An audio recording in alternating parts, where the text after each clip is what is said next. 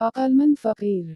ज़िला पेशावर के 2 शिराकतदार इस ग़र्ज़ से काबुल गए ताकि वह गोश्त की तिजारत करें। क़लील अरसे में इन्होंने 2-3 हज़ार रुपया कमा लिया और अपने वतन आने का इरादा किया। दोनों शिराकतदार अपने मुनाफा की रकम साथ लेकर वतन की तरफ चल पड़े। जलालाबाद के करीब पहुंचकर इन्होंने एक नाबीना गुदागर को देखा, जो रास्ते के किनारे एक बड़े दरख्त के नीचे ये सदा लगा रहा था। सितारा, अफ़सोस, गर्दिशे दौरों ने सब कुछ छीन लिया, हत्ता कि आँखों की बीनाई भी छीन ली। किया ही अच्छा हो अगर फिर एक मर्तबा थैली पर रुपया रखने का मौका मयस्सर आ जाए। सितारा। बार बार वो गुदागर यही जुमले दोहराता था। दोनों शिराकतदार उसके करीब पहुंच गए और गुदागर से दरियाफ्त किया, भाई, तुम जमाने की गर्दिश से नामुमकिन हो। नाबीना गुदागर ने कहा, मैं इस इलाके में मुमताज़ शख्सियत का मालिक था। मेरी बहुत सी जायदाद थी, लेकिन किस्मत ने पलटा खाया और मेरी आँखों की बीनाई जाती रही। मुझे इस बात का बहुत शौक है कि इस मफलसी में अगर अपना नहीं तो दूसरे का कमाया हुआ नकद रुपया इन हाथों में एक लम्हे के लिए रखकर अपने दिल को तस्कीन दूं। ये था वो माजरा जो गुदागर ने इन्हें सुनाया। इन्होंने मुनासिब समझा कि ये एक नाबीना गुदागर है, जाएगा कहाँ। अपने रुपयों की थैली इसे एक लम्हे के लिए देने में क्या हर्ज है। अगर उसके दिल में यही ख्वाहिश है तो वो भी पूरी हो जाए। एक ने रुपयों की थैली इसके हाथ में देते हुए कहा, लो भाई फ़कीर, अपनी तमन्ना पूरी कर लो।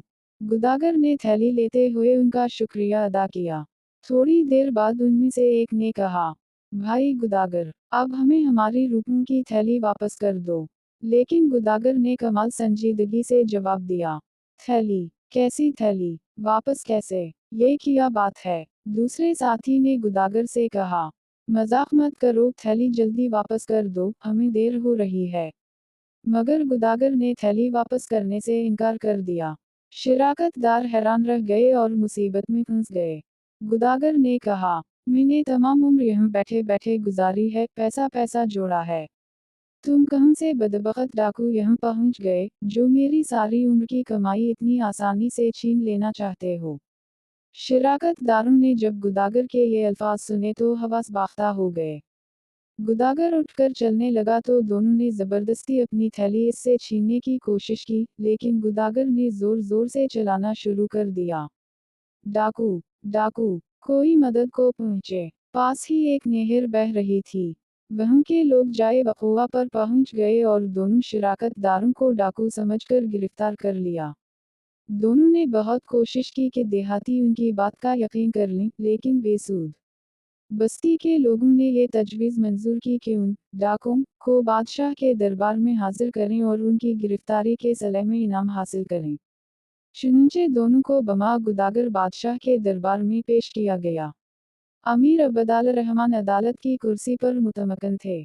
दरबारी हाजिर थे। बादशाह ने पहले गुदागर का बयान सुना, फिर मुल्ज़िमों की दास्ताने मजलूमी सुनी और फिर हुक्म दिया, एक कड़ाही ले आओ और उसमें पानी डालकर खूब गर्म करो।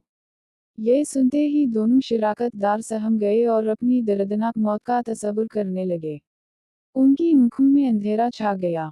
कड़ाही लाई गई, इसमें पानी डालकर खूब गर्म किया गया और बादशाह के हुक्म का इंतजार होने लगा। बादशाह गजबनाक होकर बोले, लाओ वो रुपयों की थैली और उसे कड़ाही के पानी में डाल दो। फौरन तमील हुई। बादशाह ने फिर कहा, कड़ाही से सब दूर हट जाओ। चुनंचे सब पीछे हट गए। बादशाह खुद आगे बढ़े, गर्म पानी की सतह पर गौर से देखा और फिर वापस आ गए। हुक्म हुआ, कड़ाही का पानी गिराकर रुपए शिराकतदारों के हवाले कर दिए जाएं। जो थोड़ी देर कबल अपनी मौत का इंतजार कर रहे थे, अब खुशी से फूले न समा रहे थे। बादशाह ने फरमाया, नाबीना गुदागर को मुनासिब सजा दी जाए। लोगों में चामगुइयाँ शुरू हो गईं। काजी ने जुर्रत करते हुए फैसला की तफसील सुनने की ख्वाहिश जाहिर की। बादशाह ने फरमाया, जिन 2 शख्सियतों को मुल्ज़िम ठहराया गया था, दरहकीकत वो बिल्कुल बेगुनाह थे। इन्होंने गोश्त फरोख्त करके रुपया जुमा किया था, क्योंकि गर्म पानी की सतह पर चर्बी के तैरते हुए ज़र्रात ज़ाहिर हुए, जिससे ये साबित हुआ कि ये गोश्त फरोशों के हाथ का मैल था, जो गोश्त की चर्बी की वजह से उनके हाथों पर लगा था और वही रुपयों को भी लग गया था।